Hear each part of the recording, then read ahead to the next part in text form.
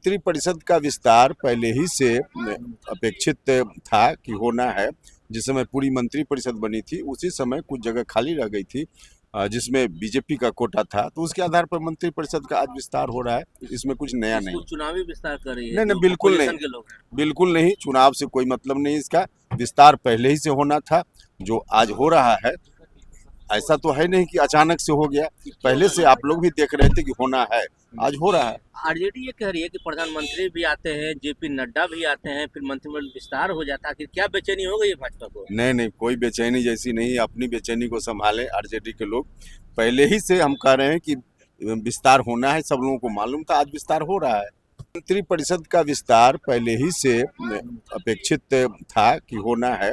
जिस समय पूरी मंत्रिपरिषद बनी थी उसी समय कुछ जगह खाली रह गई थी जिसमें बीजेपी का कोटा था, तो उसके आधार पर मंत्रिपरिषद का आज विस्तार हो रहा है। इसमें कुछ नया नहीं। चुनावी विस्तार कर रही है। नहीं, बिल्कुल नहीं, बिल्कुल नहीं। चुनाव से कोई मतलब नहीं। इसका विस्तार पहले ही से होना था।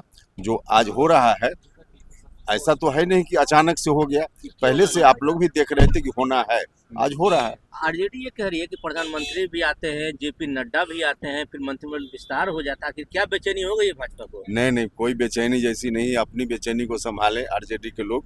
पहले ही से हम कह रहे हैं कि विस्तार होना है, सब लोगों को मालूम था, आज विस्तार हो रहा है।